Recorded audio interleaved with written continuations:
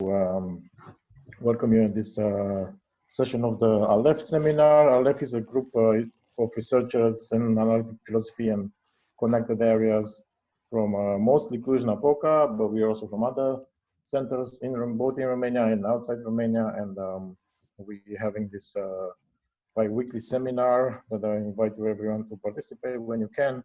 We also organize events from time to time. This September we had a nice meeting called, how is it called? The second Aleph workshop in analytic philosophy or something, which is basically Romanian researchers, but in the future we kind of maybe going to extend it to everybody else as well. So today we have the pleasure to listening to Eduardo Pérez-Navarro. He's from the University of Granada. Eduardo has taken his PhD from University of Granada as well. He's part of several projects, I think, that were there conducted by Jose Frappoli. Granada seems to be like a big center of expressivism in Spain and in Europe, I think. So no wonder then his thesis was on contemporary expressivism. Eduardo has done stages at the Instituto Janico and the University of California, and he has published papers in renowned journals. And so today he's going to talk about relativism, namely moral relativism, the way things go, moral relativism is expansion of judgment. You can take as much time as you want. I mean, basically around 1 hour, but you don't have to go that long. Yeah. It's probably, I'll try to be a little less than that, so like 55 minutes or so, I hope. All right. Great. So good evening. Thank you all for coming. I would like to thank especially the organization and Dan in particular. I felt really honored that my name came up for this. So what I'm gonna present today is a paper I'm working on, and I must say like that some of the ideas here have been like floating around for some time in a research group in Granada. So I'm just like I just decided to sit down and try to work out how far we can take this kind of argument. So I'm afraid what I'm gonna do today is defend moral relativism. In particular, I'm gonna defend it from the accusation that it forces us to suspend our judgment in cases in which we do not think we should even be allowed to. This is a kind of accusation I guess we're all familiar with. And in the process, I will talk about two other views about morality, about moral language. One is moral contextualism, and I would say that in fact, there has been a kind of view that is prone to be that is susceptible of that kind of accusation, and it's sometimes called relativism, but in fact, this kind of view is moral contextualism. This kind of view forces us to suspend our judgment about practices that do not allow for such comfort. And I will also talk about moral objectivism, and about this kind of view, I will say that it ends up forcing us to suspend our judgment too, unless the objectivist takes us up to be endowed with what I shall call God's point of view. So that's more or less what I am doing, and the plan is this. First, I will give like a general. I will share with you the general form of the argument. Then I will present the views we're going to be dealing with, which are objectivism, contextualism, and relativism, and then I'll tell a story that starts with tolerance and how contextualism allows us to account for tolerance, but then we'll see that contextualism is like too tolerant, so it makes us suspend our judgment, and then relativism is the kind of view that allows us to get like the exact amount of tolerance we want to be provided with, and then I'll revisit objectivism, which is the kind of view that I will present at the beginning as not able to account for tolerance. I will revisit it to distinguish between these two different forms of objectivism, one that forces us to suspend our judgment, just like contextualism does, and one that doesn't, but that doesn't allow us to be tolerant.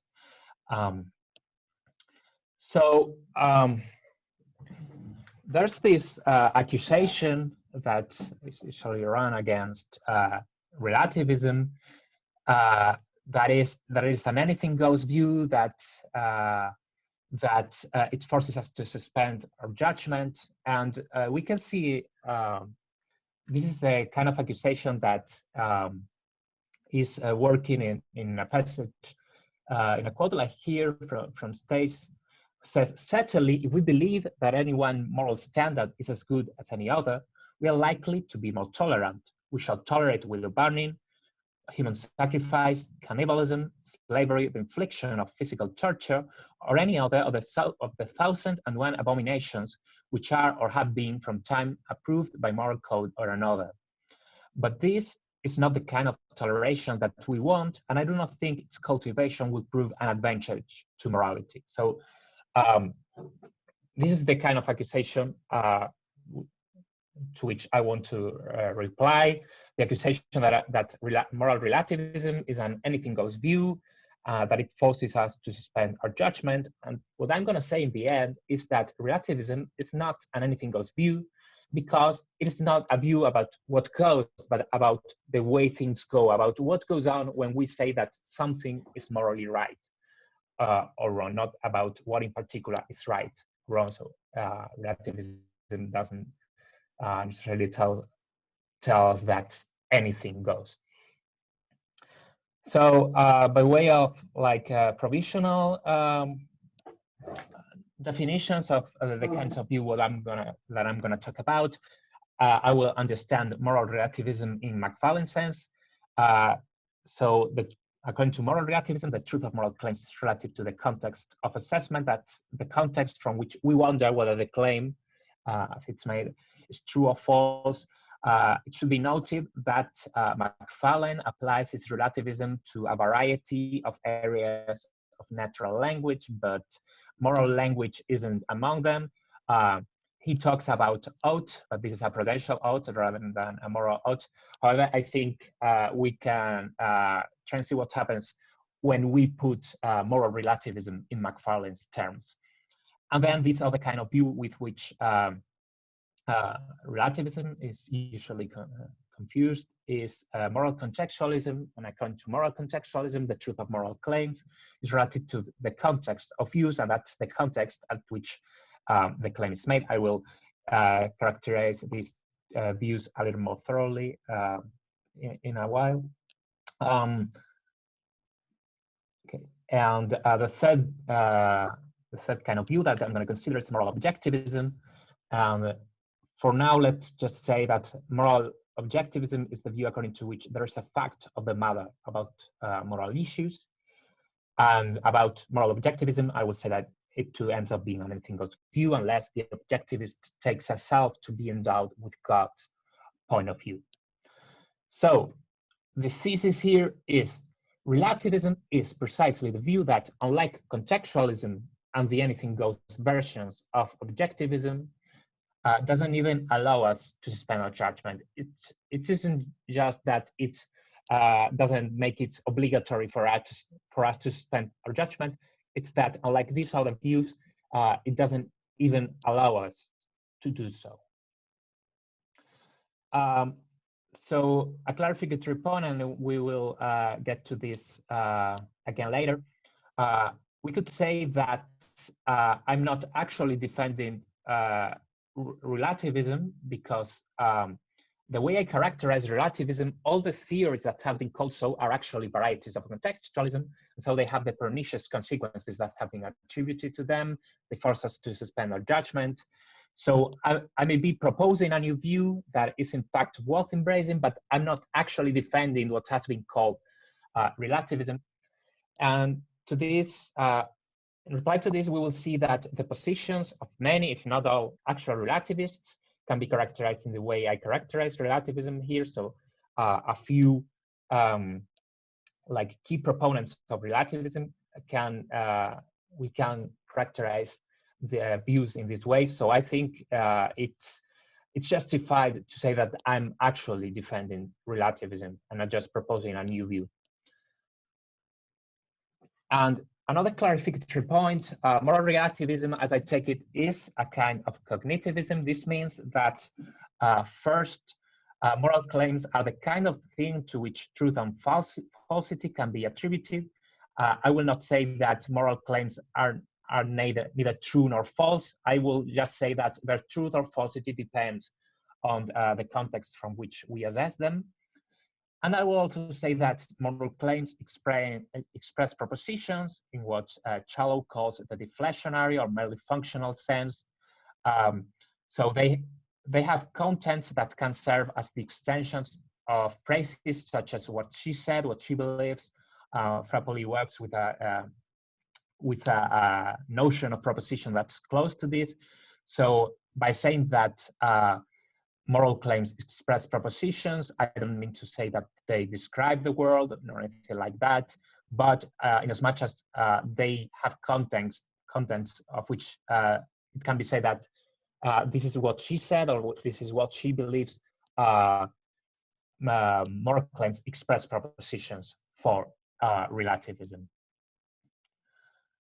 So I'm gonna present like the theoretical landscape we're gonna work with, and I think the views I'm gonna talk about are best presented as proposing different answers to a same question.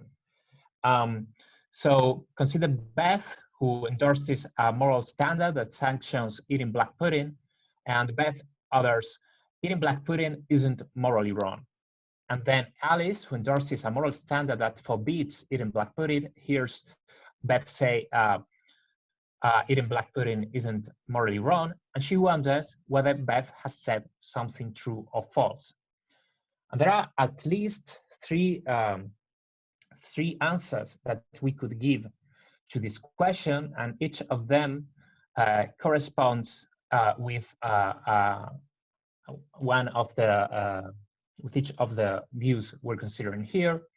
So first, Alice should, we could say Alice should judge that Beth has said something true if and only if eating black pudding, it is the fact of the matter that eating black pudding is morally right. And this is how we have characterized objectivism. And we can now flesh out a little more what objectivism would say, by saying that Alice should judge that Beth has said something true if and only if eating black pudding is morally right, simplicity. So for objectivism, no moral standards would be involved in Beth's decision of whether she takes Beth, she takes Beth to have said something true or false. But in contextualism and relativism, both of them moral standards play a role. According to contextualism, Alice should judge that Beth has said something true if and only if eating black pudding is morally right relative to Beth's moral standard, while according to relativism, it's Alice's moral standard that we should take into account. Alice should take into account. Alice should judge that Beth has said something true if and only if eating black pudding is morally right relative to Alice's moral standard. So these the characterizations are all provisional, but we will get to a definitive characterization of contextualism and relativism shortly. I will leave a definitive characterization of objectivism for a later section. So contextualism tells Alice to take Beth's standard into account, not because it is Beth's standard, but because it is the one that is relevant at the context of use, that's the context at which Beth makes a claim. And relativism, for its part, tells Alice to take her own standard into account, not because it is Alice's standard, but because it is the one that's relevant at the context of assessment, and that's the context from which Alice wonders whether Beth has said something true. And also in this case, the standard that's relevant at the context of use coincides with the speakers, with Alice's, with Beth's, I'm sorry, and the one that's relevant at the context of assessment coincides with the assessors, that's Alice's. This isn't always necessarily the case. For instance, Recanati says maybe the location the speaker wants to talk about when the parameter is the location. It's not the location she's at that particular moment, but some other place that we're talking about. And they say something similar can happen with a context of assessment. So we should revise our characterizations of contextualism and relativism. Now, Alice should judge that Beth has said something true if and only if eating black pudding is morally right relative to the moral standard that is relevant at the context of use, be it the speaker's Beth's standard or not. So according to contextualism, the truth of a moral claim depends on the context of use. And according to relativism, Alice should judge that Beth has said something true if and only if eating black pudding is morally right relative to the moral standard that's relevant at the context of assessment, be it Alice's standard or not. So the truth of a moral claim depends on the context of assessment for relativism. So how would contextualism and relativism be applied to the Alice and Beth situation? Eating black pudding isn't morally wrong, asserted by Beth, will be true if and only if eating black pudding is morally right relative to the moral standard determined by Beth's context, the context of use. And if we assume, we don't have to, but in this case, it seems reasonable that given the grounds on which the assertion has been made, to think that the moral standard determined by this context is the moral standard that Beth endorses, and that we can call this MB, like Beth's moral standard. So since eating black pudding is morally right relative to this standard, to Beth's moral standard, eating black pudding is morally wrong will be true as assessed by Alice according to contextualism. Now, according to relativism, eating black pudding is morally wrong will be true asserted by Beth and assessed by Alice if and only if eating black pudding is morally right relative to the moral standard that's determined by the context of assessment, Alice's context. And again, we can assume that this is Alice's moral standard. So since eating black pudding is not morally right relative to this standard, eating black pudding is morally wrong will be false as assessed by Alice. Now, as to the difference between contextualism and relativism, so what's the importance of, what's the weight of answering this same question in these different ways? Well, there are a number of ways in which we can get the difference. So first, while contextualism can take the truth of the content of the moral claim to be relative, only relativism has it that the truth of the moral claim itself is relative. The moral claim understood as an utterance with moral content. So if you're not comfortable with talking about the truth of the utterance, we can just talk about the truth value associated with the utterance, whether the utterance determines truth value or not. It's not, we don't need to actually predicate truth of the utterance.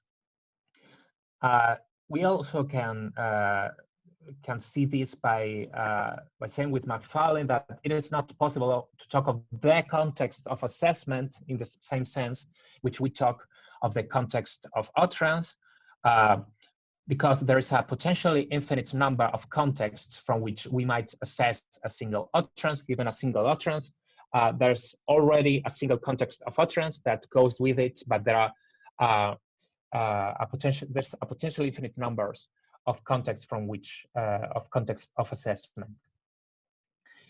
And lastly, with field, we can say that while in contextualism we can always say whether a claim is correct from an independent perspective, in relativism this isn't the case, and we can summarize this by saying that in relativism there's no privileged point of view.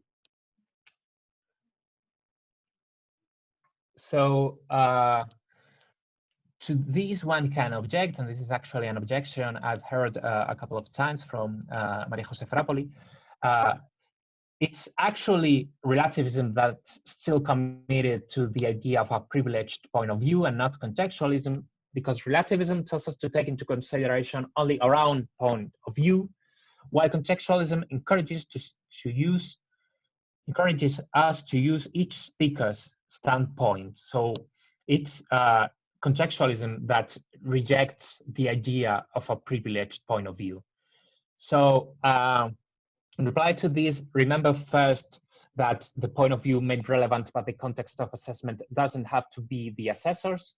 It may be some other point of view that's relevant at the context of assessment. So it's not that the case that we're privileging our own point of view over any other, but also again, the context that's attached to a given claim is only one, while contexts of assessment are potentially infinite even for the same claim. So in contextualism, given a claim, we can fix once and forever its truth value, while in relativism, given a claim, the truth value isn't fixed once and forever. So it's actually relativism that rejects the idea of a privileged point of view and not contextualism. So this is a story that I'm gonna tell. I'm gonna modify it a little along the way, as we will see. First, objectivism makes Alice intolerant. Contextualism doesn't make Alice intolerant, but it makes her so tolerant that she's forced to suspend her judgment about issues that we take to be important. And then relativism provides Alice with the exact amount of tolerance. As I said, after this, we will see that it's actually just one version of objectivism that makes Alice intolerant, but the alternative version of objectivism makes her suspend her judgment, just like contextualism does.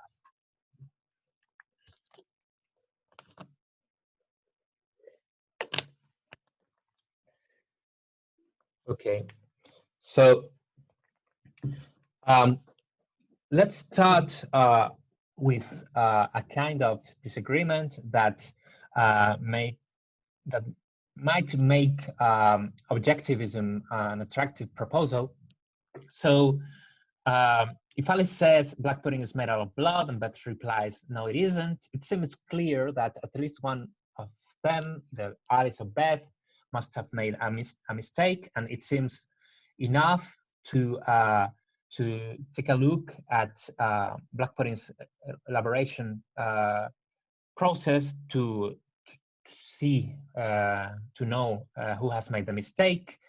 So this description of the facts seems to vindicate a picture according to which propositions are true or false.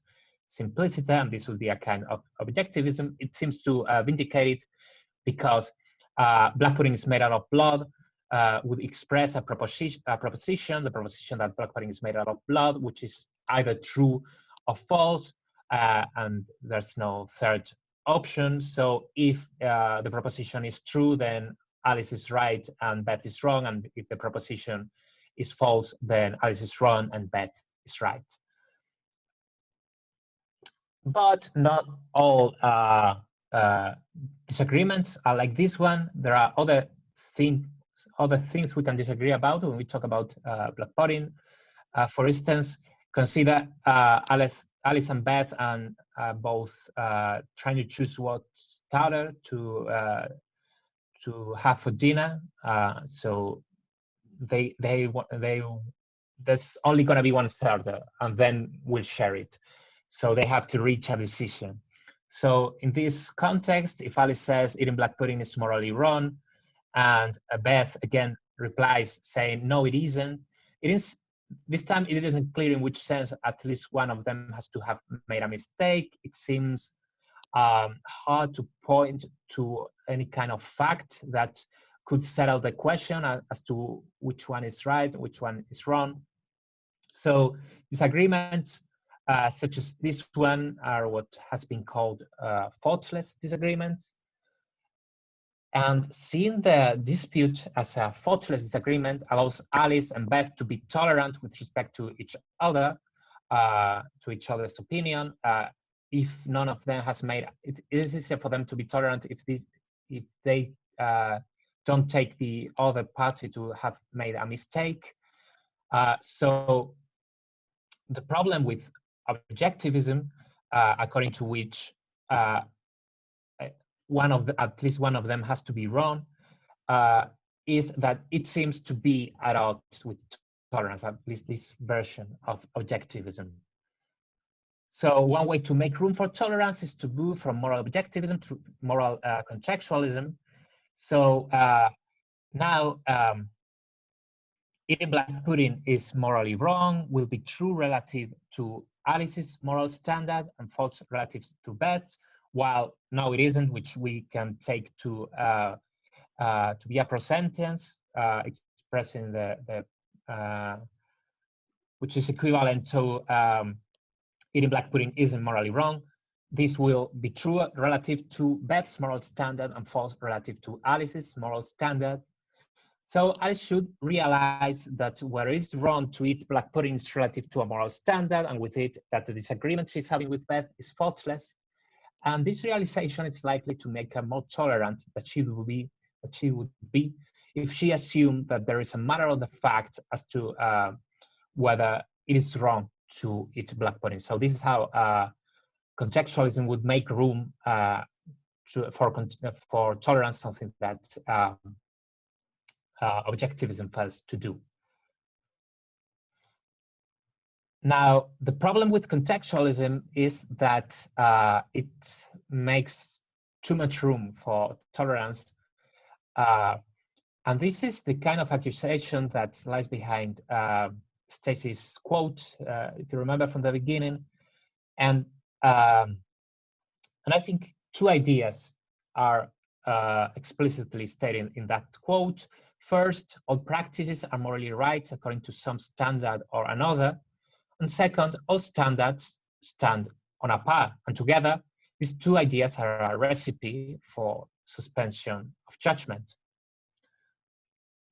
Now, both of these ideas, the idea that that all practices are morally right according to some standard or another, and the idea that all standards stand on a par, follow if we take the truth of moral claims to be relative to a moral standard that's determined by the context of use, as contextualism does, but they don't, or at least the second of them doesn't, if we take the truth of moral claims to be relative to a standard determined by the context of assessment, as suggested by relativism.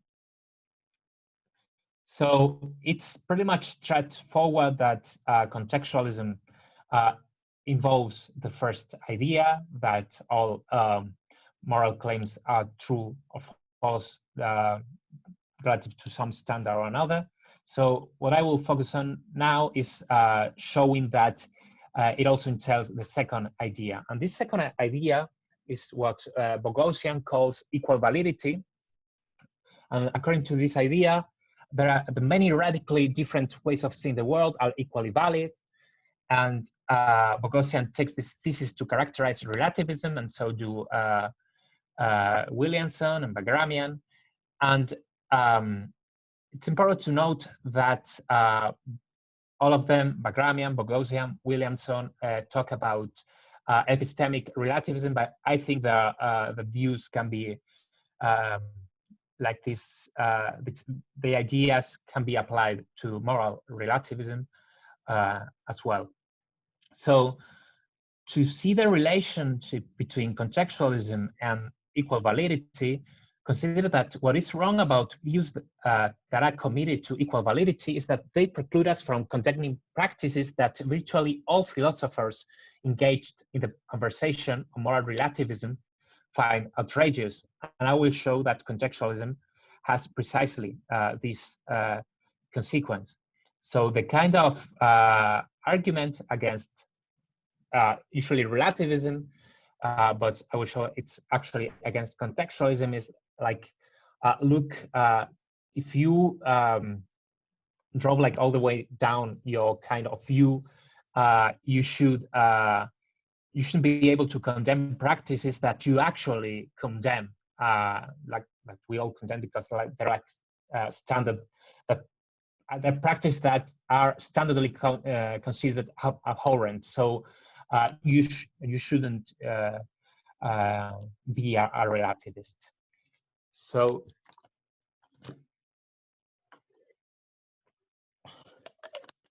suppose that again, consider again Alice and Beth, and to take an example, to use an example especially cherished by anti-relativists, with which now that I'm reading out loud, I'm not too comfortable with, so I should think of another example. But suppose that Alice says female circumcision is morally wrong, and Beth replies female circumcision isn't morally wrong. So we have seen that contextualism says that female circumcision is morally wrong is true relative to Alice's standard and false relative to Beth's, while female circumcision is morally wrong is true relative to Beth's standard and false relative to Alice's. So Alice should realize that female circumcision's moral balance is relative to a moral standard, thus making her disagreement with Beth faultless and tolerance the stance to take. Now, the problem is this, what Alice is interested in is not whether female circumcision is right or wrong according to this or that, but whether female circumcision is right or wrong, period. This is this resembles Moore's what's at issue argument.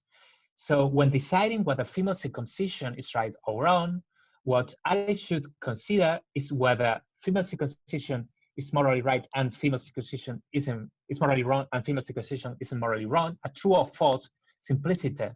And the thing is that for contextualism, both are true simplicity. Female circumcision is morally wrong will be true if and only if it is wrong relative to Alice's standard, and it is.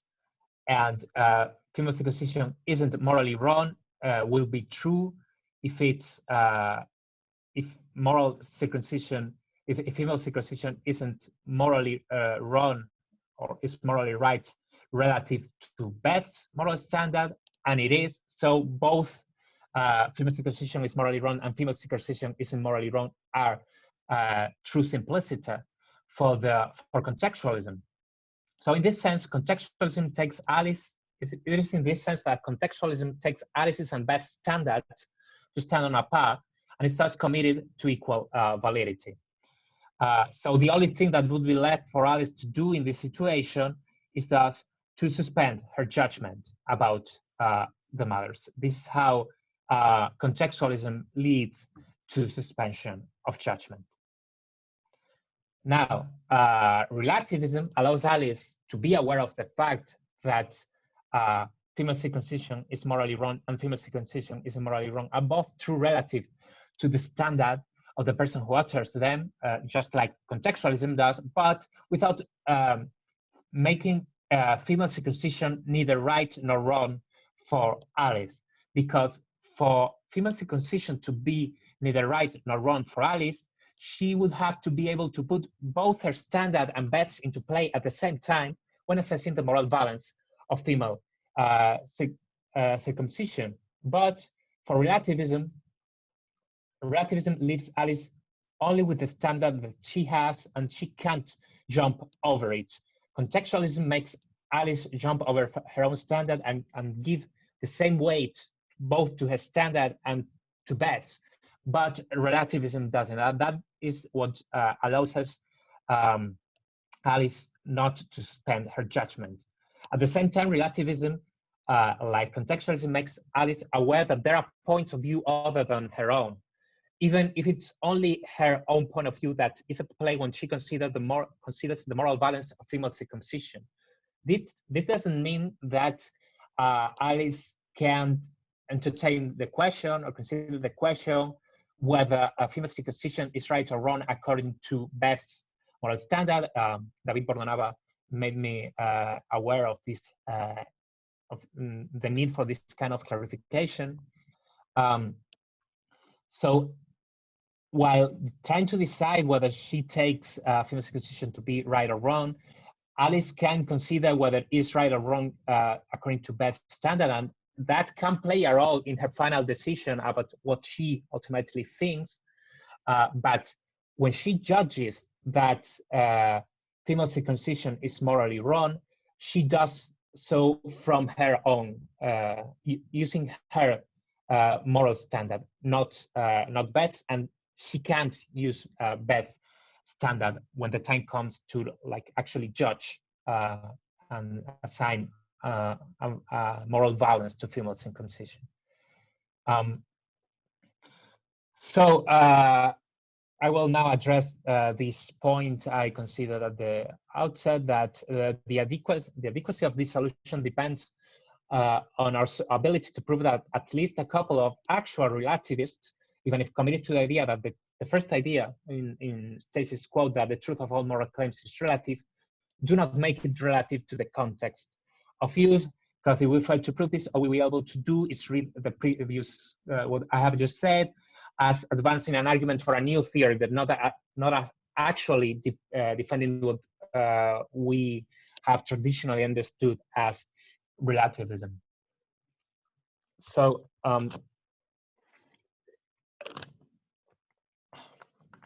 it's just fortunate that some of the work to gather some textual evidence that relativists are not cannot be characterized as at least some representative relativists can be said to be committed to equal validity. This textual evidence has been gathered by Kush, who says that almost all card-carrying relativists deny being committed to equal validity, and he quotes Law, writing with Barnes, as saying, our postulate is not that all beliefs are equally true or equally false, and Ferry-Raven as saying, not all approaches to reality are successful. So these relativists are not committed to equal validity. So I think the way to make sense of the idea that moral claims are relative, the truth of moral claims is relative to moral standards, but not all, without making them committed to equal validity, is by making the truth of moral claims not relative to the context of use, but relative to the context of assessment. Now, there have been philosophers who have called their positions moral relativism, and which in fact I think are best seen as moral contextualists. For instance, Harman claims that the logical form of an inner judgment, such as A ought to D, where A is an agent and D is a course of action, is a tetradic function that takes not only A and D, but also C and M as arguments, where C stands for considerations and for motivating attitudes. And the important point here is that it is the context of use that determines what C and M are to be. Herman says that speakers imply that the agents have some reason to act and that they share that reason. So Herman's moral relativism wouldn't be a relativism in the sense embraced here, but a variety of contextualism, and something along the same lines can be said about Dryas. So there are alleged relativists that I think are actually contextualists, but there's at least a number of representative relativists, Bloch, Feyerabend, who I think are best seen as can be actually seen as relativists in the sense embraced here too. So this is the story as I wanted to tell it, and then I'm gonna revisit. I'm gonna go back to the beginning and revisit objectivism. So we've seen that objectivism makes Alice intolerant. Contextualism makes her too tolerant. Relativism makes her provides her with just the exact amount of tolerance. So let's get back to objectivism and consider that saying that the truth of moral claims is not relative to moral standards, as we characterized objectivism as saying, is equivalent to saying that the truth of moral claims is always relative to the same standard, which we may call the objective moral standard, or MO. So a few objectivists, for instance, Hirvonen, have defended that objectivism shouldn't be characterized as involving any standard, not even the objective moral standard. It's just simply the view that the truth of moral claims is not relative to any moral standard. But I'll ask you to just see this as a technical device that will help us characterize objectivism more perspicuously, and in fact distinguishing between different versions of objectivism. There's no other commitment that's any stronger than that. So it's just like a formal equivalence that allows me to define objectivism in a more perspicuous way. So objectivism, according to this, will be the theory according to which female circumcision isn't morally wrong, asserted by Beth and assessed by Alice, is true if and only if female circumcision is morally right relative to the objective moral standard. Now, at this point, the objectivist has two different options. And the first one, which I will call absolutist objectivism, is to say that Alice's standard is actually the objective moral standard. So Alice should judge that Beth has said something true if and only if female circumcision is morally right relative to the objective moral standard. And this could be seen as saying that the absolutist objectivist could be seen as saying that Alice is assessing female circumcision isn't morally wrong, Beth's claim, from a context in which it's the objective moral standard that holds, or in other words, from God's point of view. She's assessing the claim from God's point of view, and I take this to be unacceptable because of two reasons. First, if Alice's standard is the objective moral standard, Alice should be infallible. We should assume that there's like a realm of moral facts, and that Alice is specially connected with that realm in such a way that it makes her infallible, and this is too hard a pill to swallow. But also, as we saw at the beginning of the story, this absolutist objectivism fits badly with tolerance, because it is easier to be intolerant if you think not only that there's an only just one correct standard, but that's your standard. So of course, most objectivists wouldn't say anything like wouldn't assume that anyone in particular is endowed with God's point of view. So the alternative, the reasonable, we might say, alternative is open-minded objectivism, according to which Alice should judge that Beth says something true, not if and only if female circumcision is morally right relative to the objective moral standard, but just if and only if she believes female circumcision to be morally right relative to the objective moral standard, and there's room for error here. So an open-minded objectivist would take moral claims to be always relative to the objective moral standard, but would accept that human nature is limited in such a way that the objective moral standard, even if the standard that we should use to assess our moral claims, is never the standard that we actually do use. So since God's point of view is unattainable, all our assessments of moral claims, and with them all of our opinions on moral issues, are provisional, since we never actually judge from we never actually use the objective moral standard to judge. All our moral claims are provisional. Now, it's true that open-minded objectivism doesn't make us infallible as absolutist objectivism does, but avoid this at the cost of losing what, just like the one thing that absolutist objectivism had in its favor when compared with contextualism.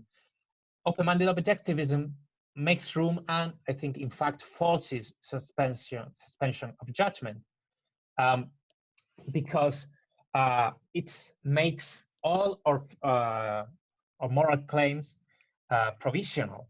So it divides the moral realm of any seriousness. We can.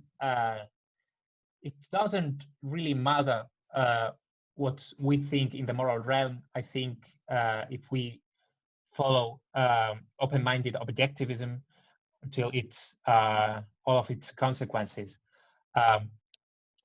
All our evaluations, moral evaluations, are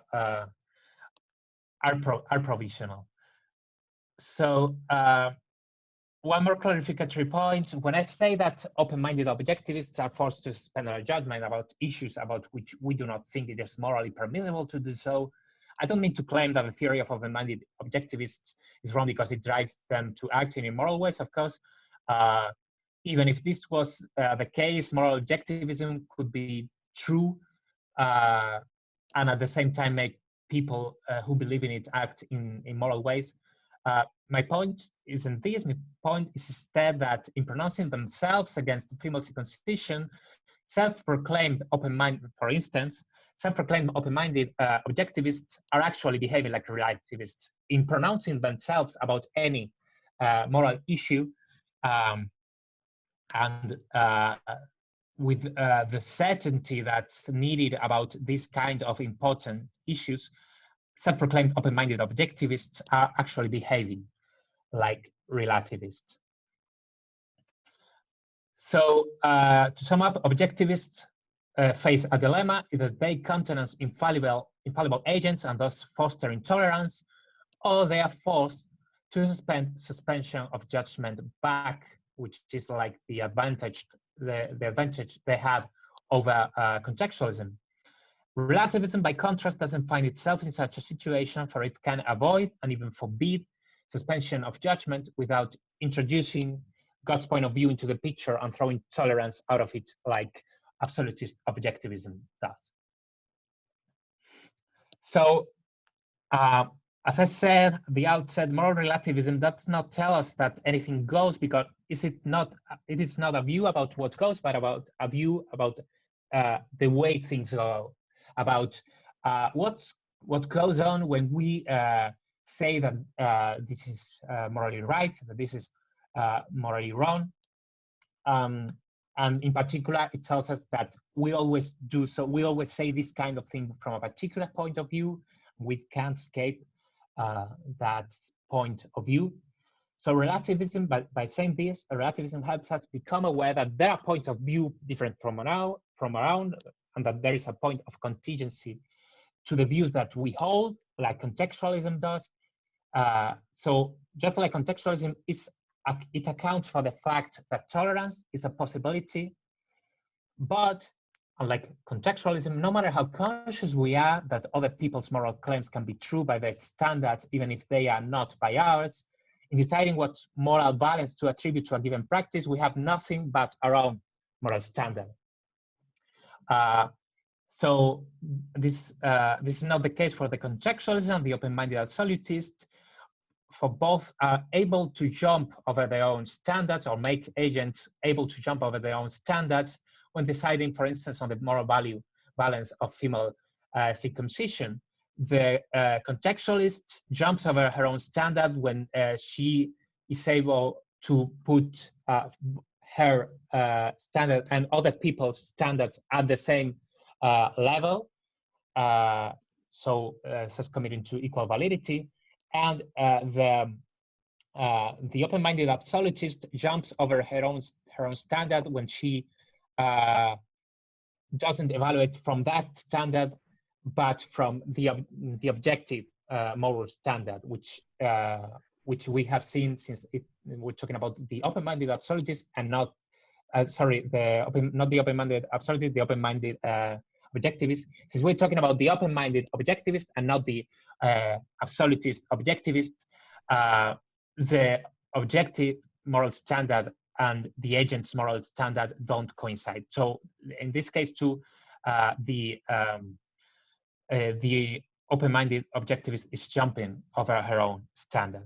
So it is in any of these two ways and not through relativism that anything goes. This only happens when we can jump over our own standard. That's when we can we end up being forced to suspend our judgment.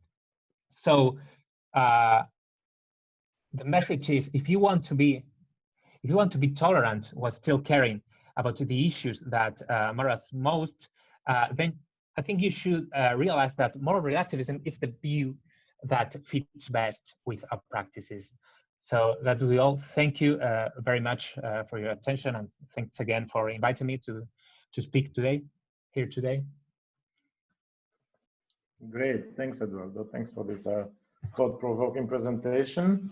So the way we usually go is that we ask questions in the chat. So everybody who has a question or comment or whatever, just write your name or write something, question, and I'm going to monitor the chat, and I'm going to share this. Also, I want to remind everyone, session, if someone doesn't want to be recorded, they just should say so, and we're going to stop it.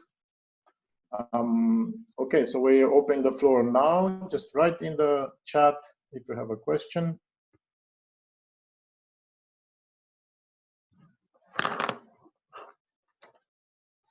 Okay, so for no one, so I'm going to start myself then, if that's okay. Right. So thanks for, it's really interesting. Okay, Andre, I'm going to let Andre ask, okay? Andre, go on, and then I'm going to come back. Well, I did mean to cut you off. I mean, you are the organizer, and this is a beautiful event, and thank you, Eduardo, for the talk. I mean, now I'm eager to hear what question Don had, but... No, come on. Okay, so mine was very quick and very simple-minded. Thanks so much, Eduardo, for the talk. I was slightly puzzled by something you said fairly early on. You said something like, well, you're defending a relativistic view, but most people usually classified as relativists don't fall under that umbrella, right? The slide, I think, was called the clarificatory point or something. And I was just wondering about that. I mean, that's not always typical, right? So would you like to say just a very bit more by way of just sort of clearing the water? Thanks so much. Sure, thank you very much for your question. Well, actually what I said was that even if some views that have traditionally been classified as relativist would actually be contextualist, according to my characterization, there's still a sufficient number of representative views that would count as relativist. So for instance, Harman and Dreyer's views are would be varieties of contextualism according to my characterization, but Bloss, Feyerabend, Kusch views would be examples of relativism. So what I was actually trying to do with that slide was reply to a kind of objection that someone could make, that I'm just saying something like, well, of these people who have called themselves and have been called relativists are actually contextualists. So anyone who says they're committed to, they make agents suspend their judgment, are right. So yeah, these views fail. But here's a better proposal, and I think this should be actually called relativism instead of that kind of view. That's something one could say, but what I want to say is that that's not what I'm doing, because there's at least a number of proposals, and I think they are representative enough, like Feyerabend or Bloch, who would be relativists even according to my characterization. Okay, thanks so much. Thank you for the question. Is that Ciprian? Is it you?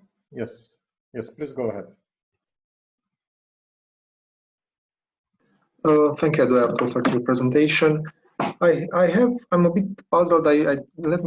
Maybe you can enlighten me about this one.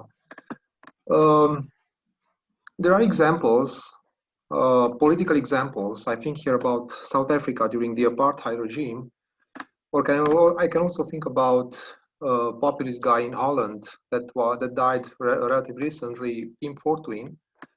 And for instance, both of them. So for instance, in South Africa, the argument of the white government or whatever was that they are doing this because they want to preserve the cultural distinctness of both white and black communities. So we don't want to mix them because we want to preserve, this cultural unicity of each community. While Pim Fortuyn said that Muslims are problematic because they are not tolerant, because we Dutch enlightened guys are tolerant and they are not, so we have to be very cautious about that.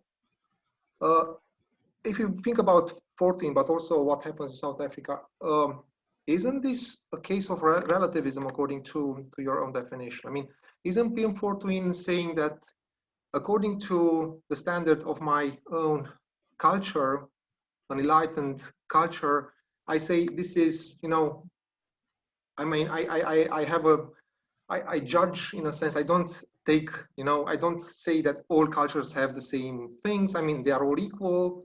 They have equal validity. While at the same time you say, okay, this is relative to my own culture. So isn't this something that might be problematic from what you said there? Sorry. Okay, I will stop you. Thank you very much for your question.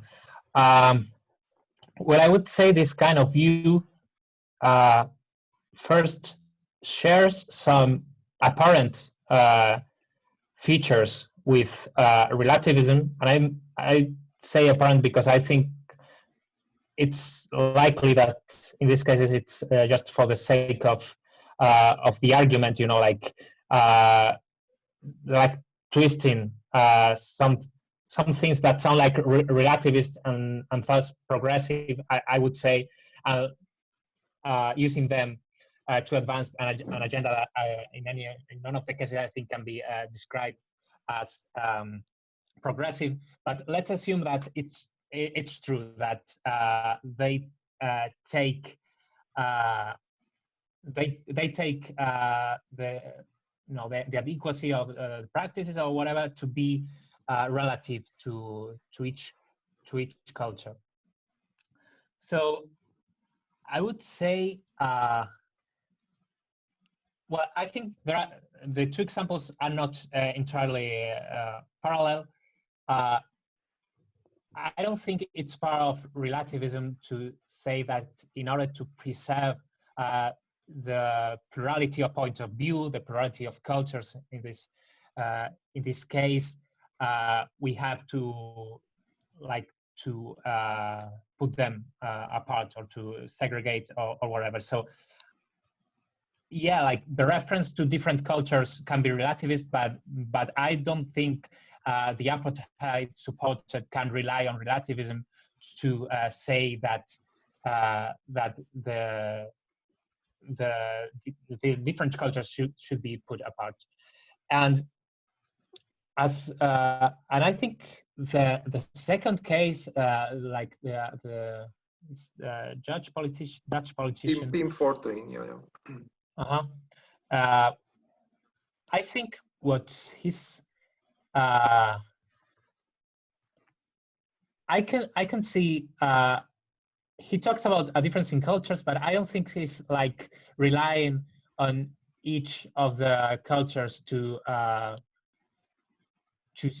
say what's right or wrong. I think at the end of the day, he talks like one culture is objectively superior to the other. Like one is graced with the gift of tolerance, and the other is lies, you know, in the shadows or something like that. I see you're not too sure about this. Can you please elaborate a little? No, actually, as I recall, okay, I might be wrong here. I don't want to. I'm not necessarily an authority on Pim Fortuyn, but this guy was interesting because he, once again, he said, okay, we don't have a problem with Muslims as such. We have a problem with this cultural difference between us and them. They didn't go through this process of enlightenment like we did as Europeans. So they are not relativists, if you allow me to say this. So they are absolutists, they are objectivists, they go with Quran and whatever, and we are not like that. And we have to, in order to preserve our tolerance, we have to be intolerant. So at this point, it seems to me to be pretty relative, but I may be mistaken. Okay, according to your definition. Thank you, Eduardo.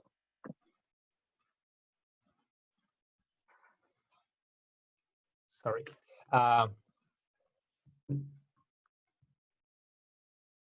Yeah, I think in as much as it's relativist in the sense that it considers different points of view, it does so in a sense that leads, in a way that leads to suspension of judgment, because the solution is just to, well, this can be solved, so let's just keep the one culture apart from the other. And in as much as it is a relativism in a way that doesn't lead to suspension of judgment, it just isn't being it isn't really being tolerant. In as much as it as he defends his point of view, he's doing so in a way that doesn't take the other points of view to be equally worth of respect. So I would say there are two ways you can develop this, and none of them is really relativist in the sense that it combines tolerance with not the lack of suspension of judgment. I should think a little more about this, because I think this could be a way out, but I'm not completely sure. So thank you very much for making me think about this. Thank you.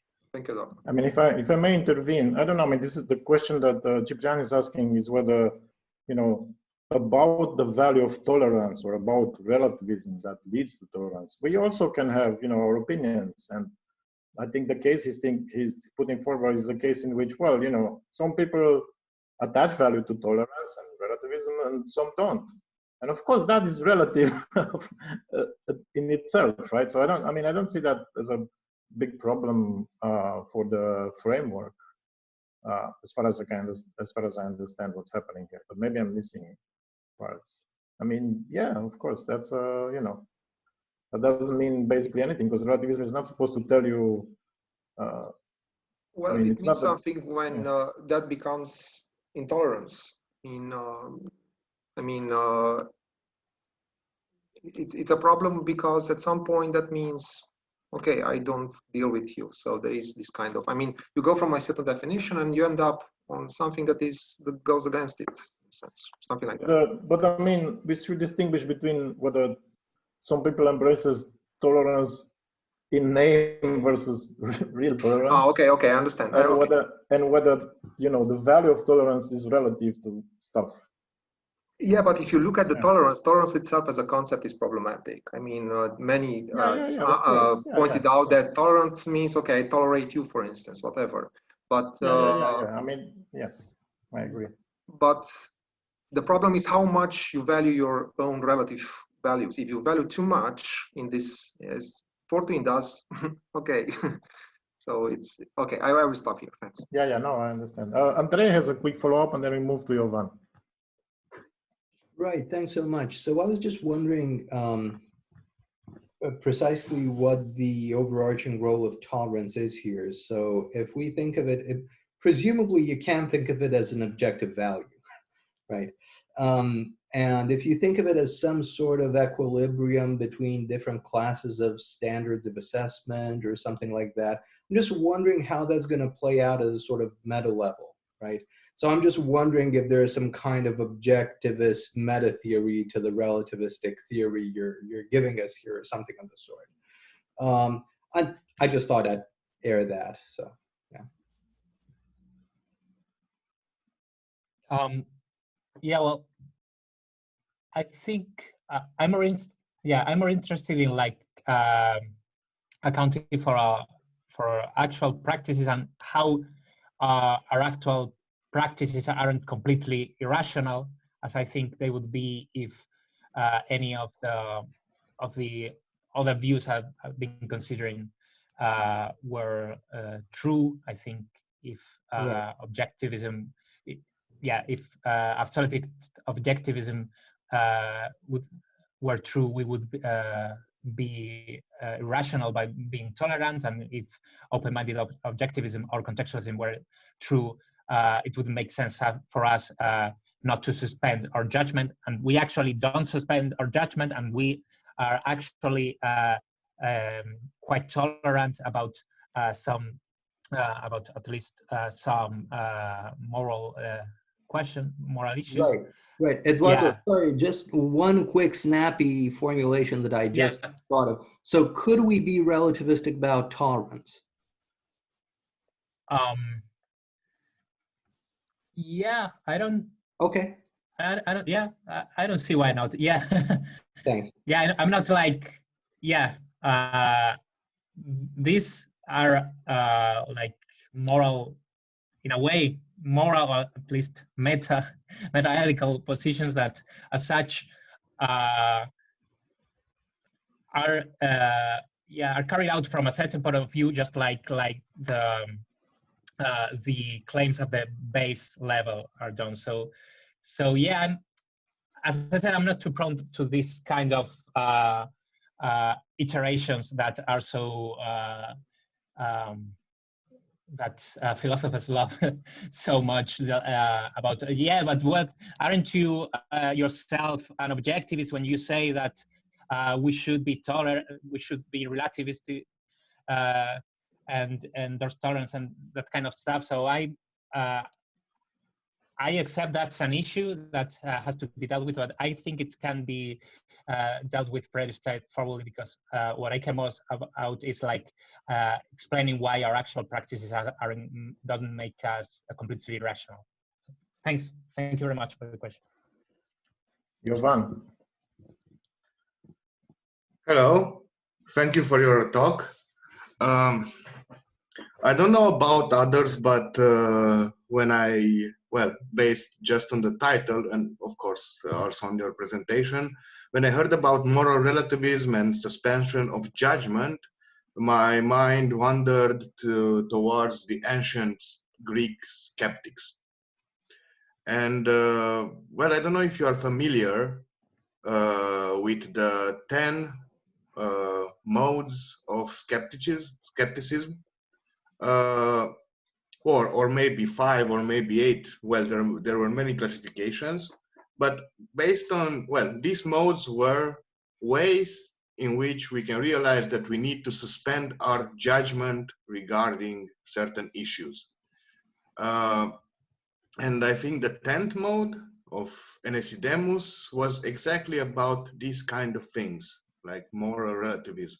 We have to suspend judgment regarding moral issues because there is a difference between cultures, beliefs, laws, customs, and so on. And the interesting thing is that also skeptics classify these 10 modes of judgment suspension based on the object judged, on the subject who judges, or on both. And I was wondering whether you tried to insert some insights from these ancient thinkers in your account. Thank you very much for your question.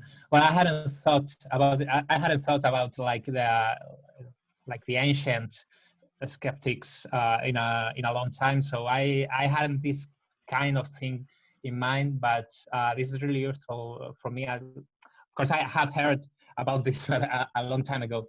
So so yeah, I'll give it a look and yeah, maybe I can put it in the terms in which 10th mode was actually stated originally. So thank you very much. This is really useful for me. Yeah, sure. I can give you the references if you are interested. So yeah, okay. yeah, that would be great. Thank you very much. All right. So I'm going to ask one of my questions now. So I think that this argument that the contextualist is committed to equal validity, I think that was a bit too quick for me. Fairly clear whether that's the case. So first of all, you know, the equal validity, at least as far as I understand it, has to do with, you know, standards. It's about, you know, the standards are equally valid, and based on those standards, we can make judgments and form judgments and make assertions and so on and so forth. Whereas, you know, contextualism is a semantic thesis. So in a sense, you could, you know, I mean, the fact that whenever I hear somebody saying blah is morally wrong, I immediately interpret it as morally wrong for that person. That doesn't necessarily commit me to thinking that they have the greatest standards in the world, right? I mean, on the contrary, I can, you know, that was great for the Nazis, but that doesn't mean that, you know, I'm a Nazi just because I'm interpreting these things in that way. So at least conceptually, there is or maybe you have addressed that, and I kind of like went through me. You might have problems that come from all kinds of linguistic observations. So maybe you wouldn't like this kind of, you know, maybe contextualism is committed to things like, oh, blah blah blah is wrong for you, or something, blah blah blah is wrong for you, but or blah blah blah is wrong, but I don't think it is, or blah blah blah is wrong, and I think that your standard sucks, or something like that. I mean, maybe this kind of formulations could put some pressure from a linguistic side on the view, but like conceptually speaking, there doesn't seem to be anything wrong with me being a contextualist semantically and not hold the equal validity view. Does that make sense? Yeah, thanks for the question. Well, when I say contextualism here, I like skipped this part because it was like too heavily philosophy of language. So I'm directly thinking about non-indexical contextualism in McFarlane's sense. So, and I'm not sure, but I'm getting the sense that you're talking about more like indexical contextualism here, if you see it as semantic view as a view about the content. Yeah, so that's true. I was talking about that. Yeah. Yeah. So I was thinking about Maybe you can. So I was thinking about. Sorry. You. This happens all the time. This Zoom stuff. It's like. Yeah, it's Zoom times, I guess. Yeah. So the question is, is there a similar objection? So let's say I'm thinking about non-indexical contextualism. By your lights, that would still, you know, if somebody's a non-indexical contextualist, that would still make him committed to equal validity. and I'm still denying that, right? I mean, conceptually at least. Now, of course, I'm not very clear about the linguistic phenomena that could be used against this view, and there probably are some. I don't know exactly. I can't put my finger on what exactly would be a problem. But my question basically is about like the conceptually speaking, or I don't know how to call it, like you know, in the way of analyzing concepts and stuff. There's not like a you know, because you could be a contextualist or a non-indexical contextualist and still think that I don't have to go, you know, hear from everybody and say like, okay, that's what you said is true, because I'm thinking about the standards and, you know, everything is fine. No, maybe you can say it's true, but the standard still sucks, it's bad, right? Or it's not as good as mine or whatever. They're not equal. That's the point. Yeah. Well, I see how this is a problem for contextualism, but I think the way it's actually defined as a post-semantic view in, for instance, Macfarlane, in which it's the context of use that you have to, the standard determined by the context of use that you have to take into account when assigning a truth value. I would say, at least if you understand relative contextualism in this way, I don't see how you can do anything else. But well, if that's true according to Beth's standard, well, then that's I have to say that she has said something true. Maybe there are other ways of I'm not sure how, but maybe you can define contextualism in some other way so that it doesn't happen. But I think once you define it this way, I don't see how it can not have that consequence. But my point is, I mean, even if you say that something is true, I mean, we say, oh yeah, that was true for the Nazis. That doesn't necessarily make me endorse anything Nazi-ish. You know what I mean? But I'm still thinking that but I think that this kind of contextualist wouldn't only say, given the situation, that that was true for the Nazis. This kind of contextualist would be obligated to say, well, what the Nazis said is true. Right. So, and I think that that's the problem. That's what leads to suspension of judgment. Yeah, I agree. So that's the kind of linguistic kind of matters that I was. Look, Adrian is saying. Okay. Adrian, care to jump in? Yeah, I was thinking about, for example, a context in which you can say, let me give an example that, well, according to the Aristotle theory, right, the wood is composed out of water, earth, air, and fire. But according to our, I don't know, contemporary chemistry and physical theories, that's false. So there is a, I don't know, a proposition. And I take that you think about propositions along the line of type token distinction, right? Okay, so there is a proposition that's that has some semantic content that can be judged relative to a theory which we regard as being false. But in the context of utterance, or in the context of use, right? In the context of the Aristotelian theory, well, the fact that wood is composed out of those four elements makes sense. And it's in a certain sense, a true assertion. It is only that the context of use, I think, can be in a certain sense, let's say, ranked. The context of use can be ranked. And I agree with Dan here. So I don't see why a contextualist has to be committed to the equal validity principle. It doesn't, so a contextualist, I think, can rearrange or can rephrase its position so that, for example, it doesn't entail necessarily, the equal validity principle. So you can, in a certain sense, I would say you can, in a certain sense, define an order with respect to the context of uses. Does that make sense? Oh, thank you very much for your question. First, there's a thing here that maybe relativism is right for this for moral issues, but not for like plain descriptive issues, like I think the ones the one you mentioned. So maybe objectivist is the right view for that kind of thing. But let's consider what would happen here. So I think again it's a different thing to say Aristotle's theory was right, and Aristotle's view was right according to Aristotle's theory. This is quite redundant, but I'm not gonna like say the specific proposition. So if you say this was true according to Aristotle's theory, and this other thing is true according to our current theory, I don't think you need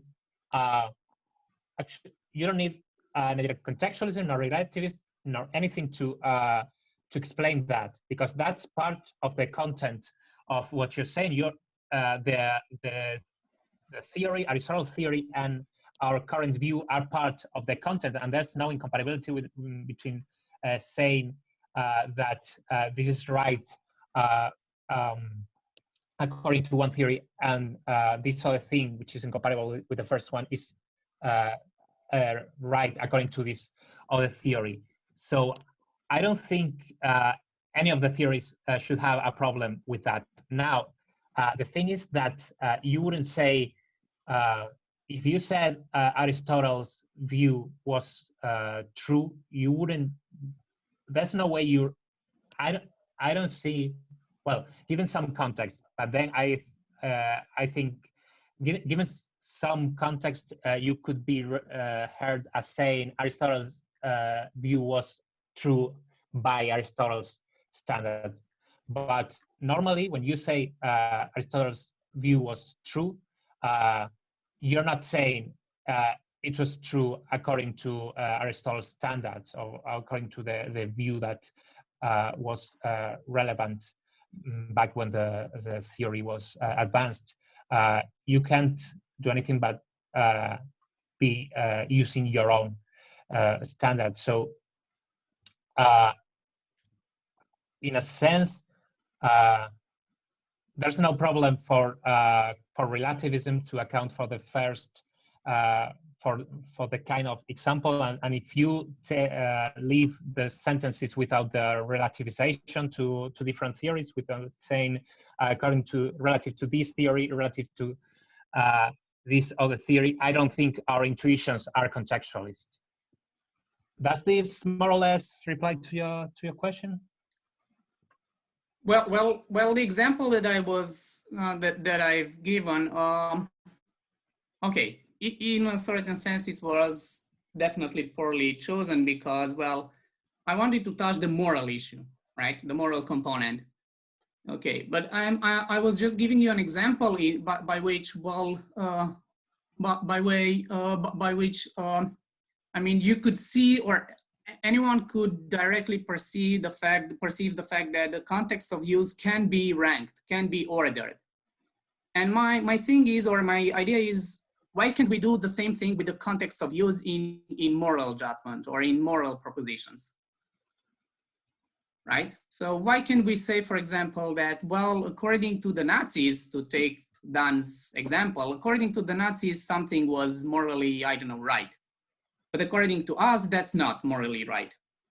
But we can, in a certain sense, rank, for example, the moral standards, right, of, let's say, the Nazis as being, in a certain sense, inferior to today's standards, or in a certain sense, less strict than today's standards. So that means that you're a contextualist, but you deny, or you're not, I don't know, fully embracing the equal validity principle, because you're saying, no, there is a hierarchy between the context of uses or the context of assessment, let's say, between the context of uses, right? So the moral background of the Nazis, let's say, is less demanding or less strict than today, from today's standpoint. Mm-hmm. Yeah, I think. And I'm saying this, so just let me ask you this as a parenthesis. You apply, for example, relativism to historical judgments, because from your standpoint, from the context of assessment of today, let's say, you will definitely have a lot of issue with characterizing or placing certain philosophers as being, I don't know, as sustaining morally dubious positions or having morally dubious stances, right? But in a certain sense, is this correct to do this kind of, I don't know, retrospective assessment of historical? Yeah, I'm agreeing with you, Dan. So I'm agreeing with you. No, please, Eduardo. I'm agreeing, but there is a, I think there is an intuition don't here. Don't engage with me. Yeah. Something is off here, right? Because you're judging something which was, I don't know, written 2,000 years ago by today's standards. I think, personally, I think that's right.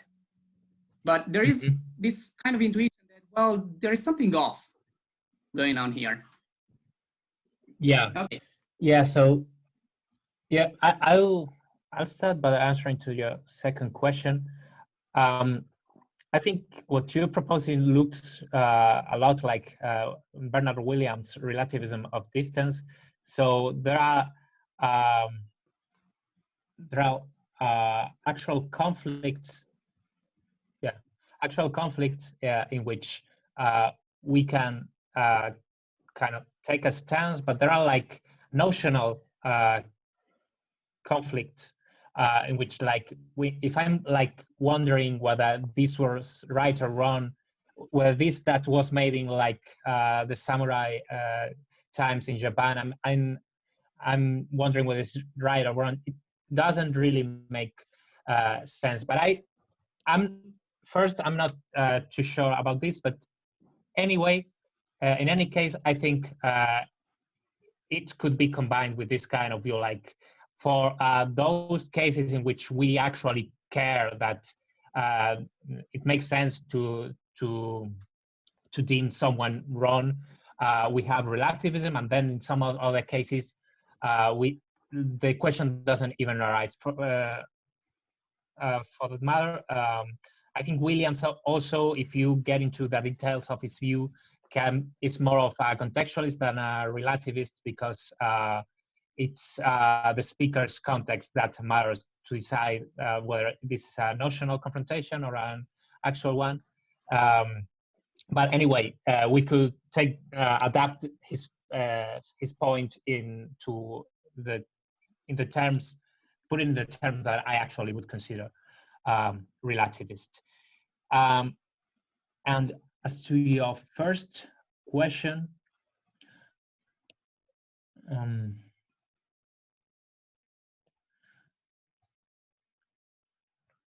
can you please summarize it? So my second question is that my first question was, what prohibits a contextualist from ranking or considering context of clauses, such as, for example, a relativist could do the same thing or could do the same thing, with context of assessments? Yeah. Why would this why this move isn't allowed or isn't available to a contextualist?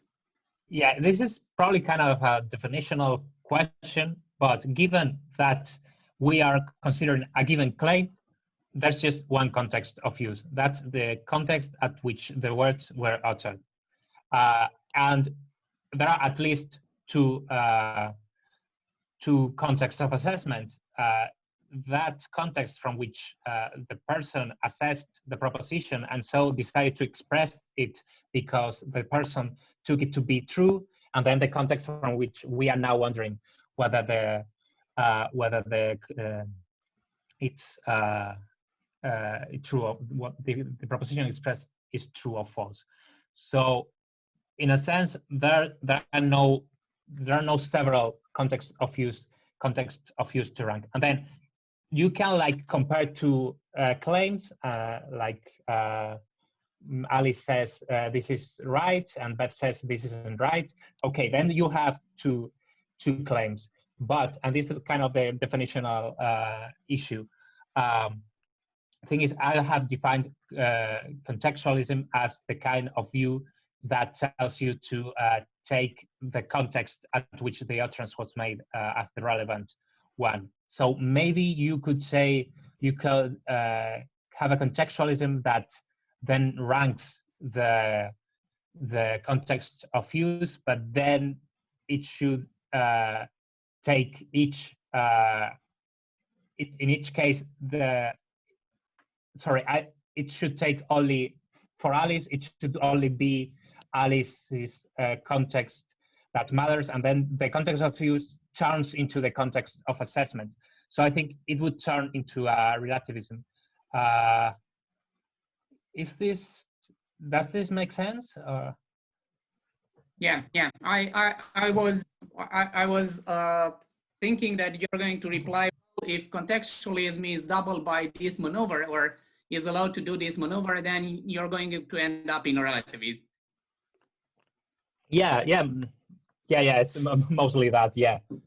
So, but I think there are a couple of views that have actually been defended that take the context of use to be the relevant one. So this is not like a straw person. You know, it's this is how I think contextualism has been defined in a number of proposals, and I think this is the kind of view that has those consequences that have been traditionally attributed to relativism because of that. For me, the weak spot of what I proposed was, well, how do you rank, or how do you order context of use? Even if you could, how do you order? According to what criterion? Right. Well, so what criterion do you use to decide on moral matters? You know, like there are a variety of things that we take into consideration. We would try to decide whether something is right or wrong. You take into account how it coheres with your own values, and then you try to check. You can also compare values by deciding whether you prefer the consequences of some of them to some of others. And there are, I don't think moral language can be reduced to when I say that this is right or wrong, I'm doing exactly this. When I say that something is right or wrong, I'm saying that something is right or wrong, and then in the decision can come a variety of factors. So just the same, how do you order, how do you rank the moral standards? Well, that's a moral question, and that's relative too, right? Yeah, it cannot be otherwise. yeah. That's you can. One person can give more weight to some kind of considerations than another. Then a person can look at the consequences, while another looks has like a fixed set of values that are non-renounceable, something like that. Any other questions? Let me see if somebody wrote in the chat. Okay, can I ask something else? If you're not if people want to leave, then we can leave. But maybe one more question. So at the very end, you made this comparison between the, how did you call him, the open-minded objectivist and the relativist, and you said that that was like the last slide of the objectivism series. Maybe if you go there, it's going to be easier. Yeah, so I mean I'm not sure how exactly to put this, but the question is like, okay, so to me it doesn't seem that these two views are like so different, especially in the way they predict what you're interested in, like the way we actually act or we actually behave when it comes to moral issues and talking about moral issues and thinking about moral issues and so on and so forth. Because I mean, assume that you have like take the relativist first. Like, why do you think if and so take both of them, the relativist and this nice objectivist, and then you ask them, so why do you think that? And they're going to say, well, I think that because this is this is my perspective, this is how I was raised, or whatever the the factors making someone take a perspective are, and so on and so forth. And the other one would say, well, but I'm not, so the relativist say, like, yeah, this is my perspective, but I'm aware that there's other perspectives in the world, and I don't have I can't say like for sure that mine is the correct one, but I have it, and I care about these things, and so on and so forth. And then the nice objectivist will say, like, they would say kind of like similar things. I believe that this is what follows according to this objective standard, right? I might be wrong, blah, blah, blah, blah, but, I have, let's say I formed my belief in a good way. There was nothing wrong with the process of forming my belief, and blah, blah, blah. Assuming you can talk about these things when it comes to moral matters, but, bracket that for a reason. So these don't seem to be like so, so different. I mean, of course, then, and then if you think, relativism is big on retraction as well. The nice objectivists, they would retract as well their previous stuff when it's shown to them that was wrong according to the moral standard, and so on and so forth. So I wasn't exactly sure that you have like a tiebreaker here. That's my observation. Yeah, that's probably right, that I haven't made the case in a totally convincing way that but let me try to rephrase or probably repeat it once again, that I think that the main difference is that the relativists can be certain about what they're saying, because it's what they're judging according to their own standard, while in the case of the open-minded objectivist, there's this kind of like separation between what your values are, what your standards are, and that according to which you're judging. And I probably have to put this in a clear way, and I have to think about that. But I think this makes objectivists, like open-minded objectivists, like dissociate themselves from the actual seriousness of that this kind of issues have. They're not like, the point is that the objectivist is proner to suspension of judgment, right? Yeah. Than the other. The open-minded. Yeah. Well, I mean, I'm not. Well, yeah, in a way, I understand that makes sense a little bit. But the relativists also, they are aware that they might change their standards, right? Because we don't have the same standards as we were kids, and we changed and we evolved, whatever, according to the current story. So it depends a little bit, right? I mean, and besides this notion that you appeal to, like they are, what did you say? What did you say? I mean, they're more confident, as it were. That's kind of like a super subjective notion in a way, right? Because I can be a confident objectivist and a very unconfident relativist. I have to think a little more about retraction in this context, but you have the standard that you have, and I think. I mean, don't worry about it. I'm not like. Issues that come up. Yeah. Yeah, but I think it's. I have to think a little more about how, but I think it's compatible to be aware that your standard can change, and like when you judge according to your standard, it's the standard you have now, and it's and you can't use anything else to judge. So it's so what you're sure about. So, but I have to think a little more.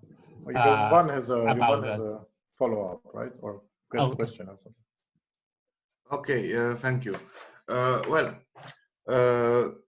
Based on your discussion about competing standards, which is better, my standard or the standard of the Nazis and so on, when we are judging certain actions, I was thinking it came into my mind the story which you are maybe you are all familiar about the King Solomon, yeah, an accuser and a defendant come before King Solomon in order to judge who is wrong and who is right. The accuser states his case. King Solomon says, "You're right." The defendant states his case. King Solomon says, "You're right." And his counselor at that point whispers to his ear, "Well, they can be both right." And he turns to his counselor and said, "Well, you're right too." And what I was thinking about here is the following thing. Actually, you cannot avoid having a hierarchy between standards. Either way, you have one standard on the first place. And at this point, I'm thinking about, let's say we are in the position of King Solomon. At some point, you will get like your standard would be relativism, the higher standard in this case. And this way, relativism becomes some kind of objectivism, and the objectivist dilemma can become the dilemma of the relativists. And well, also in ancient times, they had discussions about this kind of things, and there are many cases where relativism is actually self-refuting. So it cannot uphold its promise to the end, because at some point it becomes self-referring, and this means self-refuting. So since relativism becomes like an objective standard to judge every other standards, what happens then? Thank you. Yeah, sure. Thank you. Well, as I said, yeah, I think you would have to be able to do the kind of thing that the contextualist or the open-minded objectivism, are able to do in order to consider this kind of thing that's jumping over your own standards. So even in this kind of cases, when you consider whether, like you said, whether is relativism true or false, and it seems that if relativism is true, then this question itself is relative, so it depends. Well, I think I really can't see the problem with that. The only problem would come if you were a contextualist and give the same weight to both options. But given that you are if you are a relativist, you will just be able to consider it from your point of view, which is a relativist one. So I think the problem kind of dissolves. I'm not sure. Does this make sense? Is this? Yes. Thank you. Thank you. Thank you for the question.